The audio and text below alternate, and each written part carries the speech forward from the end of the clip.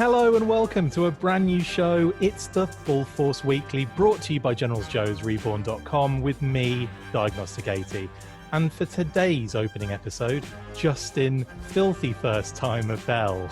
So, in this brand new... What's going on, Chris? If I had a nickel for every time I would call that, then I'd be a rich man. You'd have 6 nickels. In this brand new weekly video series, we round up all the week's news in the world of G.I. Joe. Full Force Weekly.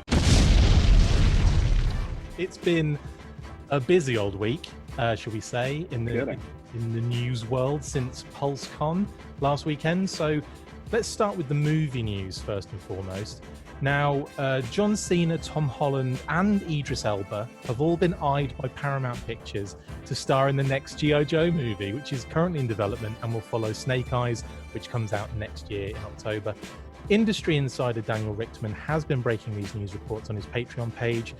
Justin, what do you think about these particular like actors being kind of eyed for Joe? I mean, what's your thought process on it? Well, I love it. First of all, I mean, it's an interesting mix, I guess, because they're 3 very different sorts of actors, but they could obviously all 3 of them could play particularly different roles. But I know I've seen some comments about Tom Holland, asking if he's going to play Billy or some like little snide comments like that. But he's actually a really good actor. He is, yeah. I watched the Devil All the Time, that Netflix movie recently, and he was fantastic in that. And he doesn't. Yeah. He's not always Peter Parker. So I think all 3 of them, two of the 3 are really well accomplished actors. John Cena's fine, and I think he would make sense. And I think it'd be neat if they carried him over from Bumblebee. I know we talked about that quite a bit during the Bumblebee movie launch. Kicked off kind of a G.I. Joe. Desperate, weren't we, for a G.I. Joe homage? We were absolutely. Well, I was. We just wanted some little thing, Hasbro. Yeah. Just throw us a little bone, and then nothing. But nothing I mean, he's a popular action-oriented actor, so I think he'd suit the role fine. And obviously, Idris Elba's got real gravitas, and I could see him in a position of leadership. Maybe a General Hawk or something like that, or some other political leader, or he'd be a great bad guy too. That'd be pretty cool if they made him one of the Cobra folks. Like, I mean, we Destro or something. But. Yeah, we put a not a poll, but we kind of asked the Facebook page and on the Twitter page and everything, and on the video, we kind of asked who you thought he would be good for, and we were getting people like General Hawk.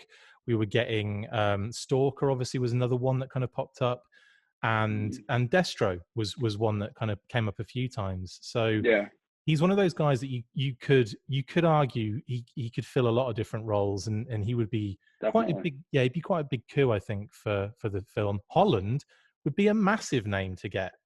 No kidding, yeah. I can almost feel like completely certain that John Cena is going to be involved in some way, shape, or form. They always have to get a wrestler in there. It's a done deal, yeah. Yeah, I feel like he would be a good one to get hold of because he seems really up for this kind of stuff as well. I mean, he was on PulseCon, wasn't he? And he was kind of like dressed up as Bumblebee, and I thought that was really cute and quite funny. But okay, so that's kind of like the actor news. We've also had, obviously, we're talking current Snake Eyes movie. We've had Takahiro Hira and Andrew Koji talking about Snake Eyes in different interviews recently.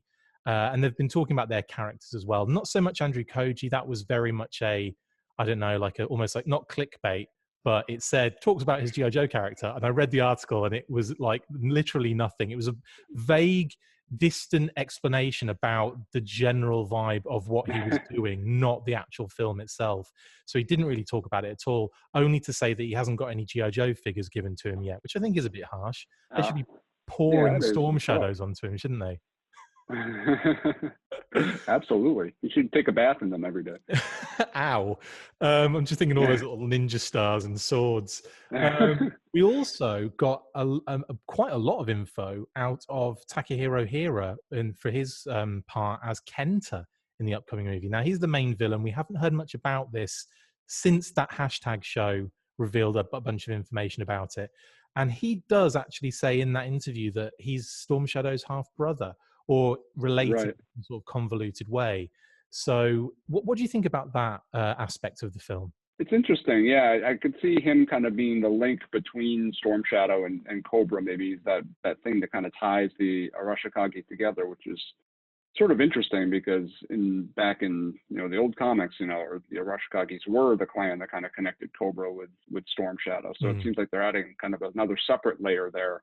But it's an interesting idea, and kind of how they'll play into the whole Yakuza elements to it, and should be interesting. I mean, I'm clinging to any small details we can get of the Snake Eyes movie at all. So anytime somebody says more than 2 words about it, I'm definitely interested. So I'm so interested to see what it looks like, as in like the the aesthetic, the vibe, the atmosphere, that kind of thing. I'm interested to see where they go with it.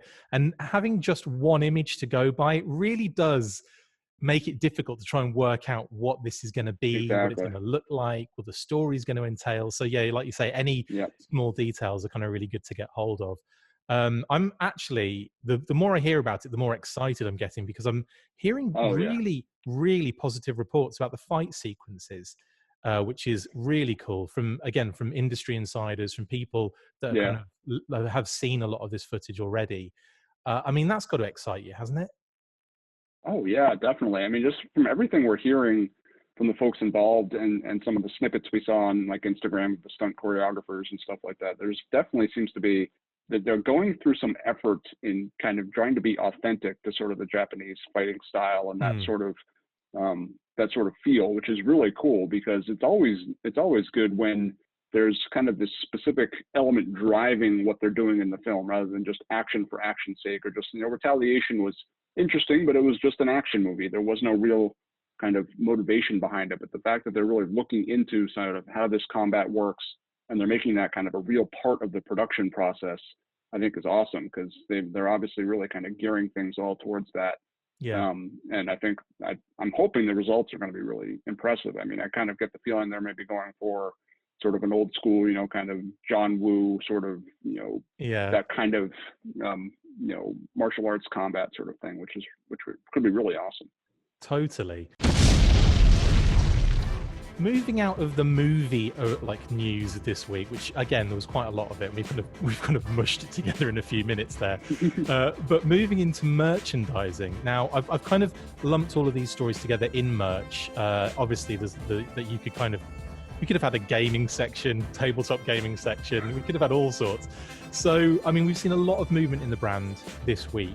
The first thing that pops up is that a new replica Bazooka American football jersey from 80s Tees. Now, it comes in at a whopping $116, but man, it is cool. Whoa. I mean, I know it's quite expensive. I think it's one of those kind of heavy duty, almost like Mitchell and Ness style replica jerseys, the ones that are real heavy wearing, hard wearing. I'm hoping that the numbers are kind of that heavy material that's sewn on. Yeah. We'll see. But I did actually. I bought one. I'm sorry, I had to. Are you going to be? Don't apologize to me, man. I haven't bought it yet. I mean, I kind of had an attachment to it, because the jersey he was wearing was actually a Steve Grogan jersey. Exactly, Patriots quarterback from the 80s. So that's kind of an interesting link, and I'm a Patriots fan. So we'll see. We'll see. Maybe, I don't know. That's a big dollar value. You're going to hold out for the Tiger Force version, aren't you?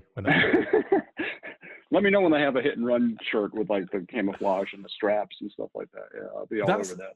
Kind of what I like. The UK Outback shirt, if they can do a high quality of that, that would be amazing. Big time. I mean, there's, I actually made one for Kate for her Outback cosplay, and it came out really well. We even got the stripes on the back as well. The people we used at Acme in Missouri were really, really good. But I mean, we definitely need some of these kind of shirts, and 80s Tees actually have loads on there. But I mean, as most people have suggested, the prices are very high. And I mean, that jersey's expensive, but man, ever since that figure came out, I've wanted that jersey. I've wanted the really casual, easy cosplay that would be as well. Make yourself a tash, camo pants, and your jersey, and a helmet. You're good to go. Moving on then to Renegade Game Studios, who have extended their partnership with Hasbro and will be producing some sort of game for G.I. Joe. The official press release said we would be hearing more details about Joe products in the coming months. Are you excited for this one? Yeah, I think it's an interesting idea. I mean, I'll kind of be interested to see sort of what they do with the design and stuff. I don't really have anybody to play G.I. Joe board games with. I don't think my kids, I could rope them into that. I don't know. But I think it'd be, if it comes with like any cool, like little small game pieces or anything, that'd be pretty interesting to see sort of how the board is set up. And, back in the day, forever ago now, probably 30 years ago, 40 years ago, I actually made kind of an old G.I. Joe board game with pieces of paper and little game pieces and little like stats on the little cards and stuff. I used to play that all the time, and you had to roll the dice, and there was all sorts of combat mechanics and stuff that I don't remember now because I'm old, but it was really fun back in the day. So I mean, I think there's some potential for some cool stuff there. Did you pitch it, and that's what Hasbro are releasing now? That's this. Yeah, happened, exactly. It just took them 30 years to finally make it. Yeah, totally. I'm taking credit. I am super excited to see what they do with it, because I actually really like tabletop gaming. I'm quite a fan of it. So anything like that and anything G.I. Joe related, I'm kind of like, man, this is piquing my interest, I must say. In any case, speaking of gaming and continuing with gaming, Microsoft have opened pre-orders for a digital deluxe version of Operation Blackout, which includes classic skins for Duke and Cobra Commander, gold and chrome weapons pack, digital art book, and soundtrack featuring some classic Joe Sunbow music. The release also revealed Sci-Fi as the mystery character we had seen in previous screenshots, and some cool pages from the art book, like the Hiss 2 and storyboards from the game. We also got Firefly and Joe Battalion name drops in there, so pretty cool. Justin, are you excited for this game, and will you be getting this one for release day? I'm unreasonably excited for this game. I mean, there's nothing that's we've seen so far that makes me think it's going to be like this big, huge smash hit that just blows my mind, but I'm really excited for it anyway. I bought the physical PlayStation 4 version back when the pre-orders were first launching, and yes, I bought the Microsoft digital download version the other day as well, just to get those little bonuses. And that way I've got them on both platforms. If there is some online co-op, which it does seem like there may be, then hey, I've got it on both platforms. So I'm friend agnostic. I can play with anybody. Is that the opposite of diagnostic 80, isn't it? It's friend agnostic. Exactly. 80. Yeah, there you go. No, that's awesome. I mean, when I saw the news come through, I think Adam sent us the link, didn't he? And he's like, guys, have you seen this? And I was like, no, I haven't seen this. And I immediately bought it. I went on Microsoft, because I'm an Xbox user. I'm doing that, like you can see my Xbox, which you can't, but it's down there.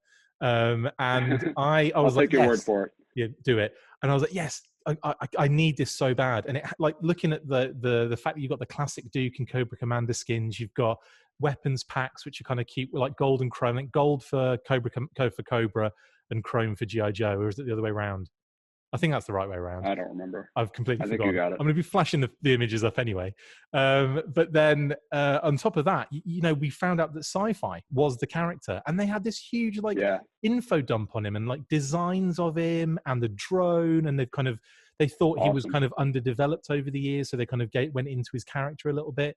That excites me more than any of this. Like the fact that you can unlock these characters, and there are going to be like over 20 voiced characters in the game, not just the ones we can play with. Right. And like you mentioned, they mentioned Firefly in that the screenshot from the digital art book, but not only that, but it was like a storyboard from what looks like a cutscene that features Firefly. So he's obviously playing kind of some sort of role in the story that drives the game, which is really awesome. And he's obviously, I'm imagining he's going to look like his figure, because this is all classified based, isn't it? Yeah. Yeah.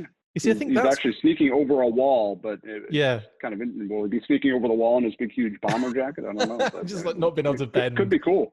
Not being able to bend over. Cool. Yeah, but I'm really excited to see this.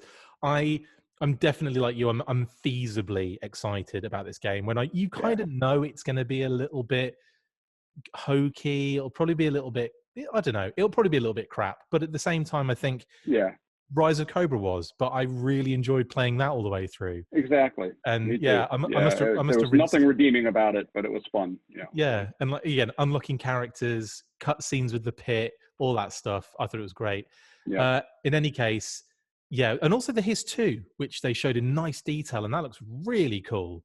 Like I'm really digging the design on that. And in any case, and something that kind of, I suppose, relates to that, this happened before PulseCon, but obviously the G.I. Joe vinyl is going to be coming out, the Sunbow cartoon music. Are you excited that that's finally on its way out? I am, yeah. I don't have a record player at the moment, but I think it's a cool sign that they're looking at that sort of stuff to get it out there, and I think there's a lot of people that will be interested in that. I think it's a really neat touch, and it's kind of, you can tell that they're sort of targeting that collector appeal rather than just trying to make G.I. Joe for kids. They are really acknowledging the fact that there's collectors out there that like some of this higher end stuff. So yeah, I think it's a great move. Awesome. And we'll be coming back to vinyl at the end of the show, obviously, for a special shout out. Let's move on to toy news now. And starting with retro, images did emerge of the new retro roadblock from the Wave 2 without his secondary, and he has a camo vest underneath. Are you happy with this reveal, Justin? Is that something that kind of you were excited, like wanted to know and were happy about when you saw it? Yeah, definitely. I mean, the color balance is a little off. It doesn't look just like the vintage version, which is fine, but I think it's really the right way to handle it. You can take off that big bulky vest and he's got a much more classic look underneath. It's a really nice touch, and kind of may have tipped me over the fence from not buying it to potentially buying it, as small as that change really is. But yeah, I really enjoyed seeing that. Yeah, easily persuaded, I think you are, for most things. Just like I am, just like... Twist my arm, yeah. Exactly. It's like, here you go, here's Robot with a painted vest. I'm in! You can actually see his nipples, but, trust us, it's a shirt, yeah. You'd think you want it naked. In any case, we have classified news. Quite a lot of classified news has come out, actually. Obviously, we're not obviously talking about the stuff we saw at PulseCon because we've actually done an episode on that. But this is something that kind of came a little bit after that. Now, it's a little bit of a downer because the Zartan reveal was so just jaw-dropping. I think everyone was in agreement. It's one of the best Zartans we've all seen, especially from the group. We got some amazing feedback from fans just loving Zartan. Unfortunately, I noticed a few days later in the product description, and a few people I think had noticed this as well, just hadn't mentioned it, that it said that he changes color in UV light in the product description. And I was like, what? This wasn't mentioned in the panel, or at least I didn't think it was. I mean, I was busy trying to share images, but I'm sure one of you guys would have picked it up. But no, nothing was mentioned. Yeah. And I kind of like, in my haste, posted madly about it on Facebook and Twitter, and then decided to ask, in an official capacity, whether that was the case or not. And then immediately found out it wasn't the case. So officially confirmed that the UV light feature is not a feature on the Zartan figure, which is a real shame. But it means that is a bummer. Yeah, it means that there was an error in copy there. I mean, what are your thoughts on that, Justin? Do you think we'll see it down the line at some point? Anything is possible. I mean, I'm not sure what kind of plastic they'd have to use to make that work, especially at a larger 6-inch scale, and that might be expensive. I know plastic in general is a lot more expensive now than it was back in the 80s. So yeah, I don't know. I'm not sure I'm sold on the fact that it'll be there at some point. I think that might be a little bit too expensive for him. I must admit, I think I'm assuming we'll see a repaint where he's in that, that kind of gray blue. Maybe just gray blue skin, instead of the color change. Yeah, it would be really cool if they did some sort. That effect that Larry always, Herb Trimpe always used with in the Larry books, where it was like black with like the little circles in it, almost like halfway across. Yeah, that would be pretty cool if they did something like that. That would be really nice if they did some funky deco like that, or like half changing, because you could see them doing like an SDCC kind of figure where it was like a half and half change or something. I think that would be pretty amazing. That'd be pretty cool. Yeah, very expensive, but I'm down for it. Probably. And also color change, and also changes color in water, and all that stuff, please. And with the swamp skier, and with the disguise, everything you can possibly fit on that figure, I'll have it. $600. It's a HasLab figure. It's a HasLab thing. HasLab Zartan is the next HasLab project. HasLab Retro 4-inch as well, just to really piss everyone off. $600. This is as far as you go, Action Force. The network have been replying to some customers about the delay to shipping of their exclusive drop Cobra Commander. And in those replies was a very interesting piece of info indeed. We had multiple reports that the network had been explaining that the figure in question would actually be the Regal light blue variant, as we initially expected before the drop just happened, before the drop actually happened. Oh my God. Then we were shown the darker blue. Then that was confirmed that the darker blue figure was going to be shipped. And now this, hard to keep up, right? Yeah, it's crazy. And it's funny thing is, before this story actually started coming out, I've actually almost totally forgotten about the whole network situation because I've got both the regular Cobra Commander, I've already got him in hand, and then I've got the Regal one on pre-order from Pulse, and I just kind of forgot that network was even a thing. And I saw that, I was like, oh yeah, that was supposed to be shipping this month, wasn't it? And then at this point, whatever, I'll either have 2 dark blue Cobra Commanders or 2 light blue Cobra Commanders. It doesn't really matter, I guess, either way. But it's bizarre how this has kind of taken on a life of its own. I am hoping they're the Regal. On giving. I'm really hoping they're the Regal, like the light blue, because like you say, I've already managed to pick up a Cobra Commander Wave 2 from it wasn't me, it was Fred from one of the short stores around here. So, I've already managed to pick that up. And like you say, there's if I've got 2 more dark blue coming and a Regal, and of course there's a Snake Supreme, which I have as well. I mean, like, it's ridiculous. So I'd be happy to see a few more Regals in there. But in any case, we will see, and we'll keep you guys updated as to what the hell is actually going on there.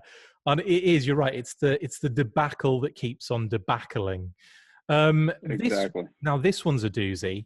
This happened earlier today and really took me by surprise. And it's basically the Japanese website AC Toys have posted images that insinuate a possible follow-up classified range to the Special Missions Cobra Island line called Return to Cobra Island. Now, they used a lot of old art references from G.I. Joe Battlegrounds with Shockwave and Dr. Mindbender. They used a piece of Robert Atkins art, which was the low light piece that he did a while back, and a concept piece by Aaron Elk's Crimson Guard concept that was kind of used as well on some, generic backgrounds they kind of found, including like the Target official Cobra Island that they gray scaled out and used as a background as well. So, I mean, what on earth do you think this is all about? I mean, do you think it is hinting at Return to Cobra Island with these characters, or do you think it's just something completely different, maybe lost in translation? Yeah, I'm wondering if it's more of a lost in translation kind of thing. I mean, anything is possible. The images obviously had to come from somewhere. I doubt AC Toys, somebody from AC Toys just kind of photoshopped this all together just for the heck of it. Mostly because they picked some really obscure images. I mean, the Battlegrounds Mindbender and Shockwave, it's really bizarre. And not to mention that concept Crimson Guard, which looks really cool, but is like, you'd really have to dig to find that somewhere. So it's interesting. I do think there's probably some lost in translation stuff going on, but at the same time, you never know. I mean, it kind of fits, the profile a little bit. I mean, they've been doing an army builder. They've been doing, a couple Joes. They've been doing, kind of a major Cobra character. So, if you look at that kind of formula, Crimson Guard is kind of like the Viper and the Cobra Trooper. Mindbender's kind of like the Baroness or Firefly. And then, Shockwave could be kind of like Beachhead, and they could use a lot of Beachhead, couldn't they? In actual fact, for yeah, they could actually use Beachhead for that figure. So it almost makes sense as kind of a more or less Beachhead repaint sort of.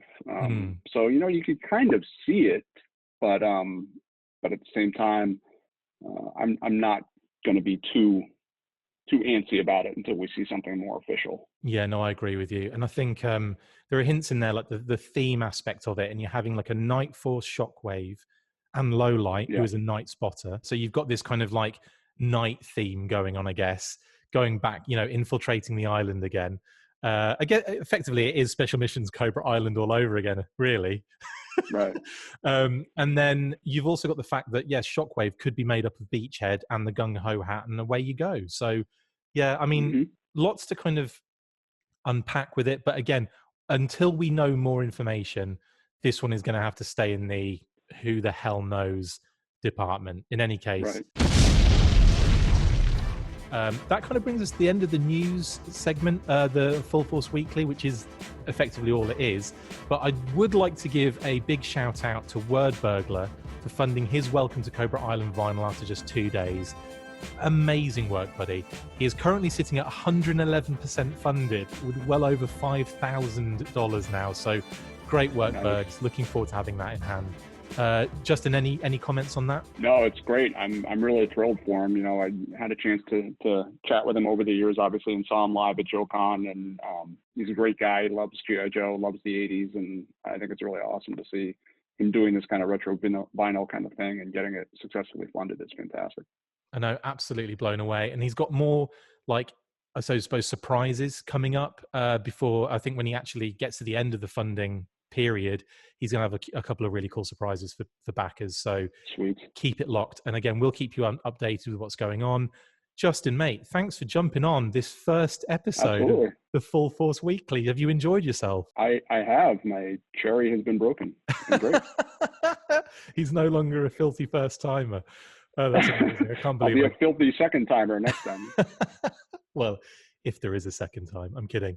That brings us to the end of this brand new series from the Full Force News Burst. Thank you for watching the Full Force Weekly. Massive thank you to my awesome co-host Justin Bell. See you next time, and as always, Full Force. Competition time!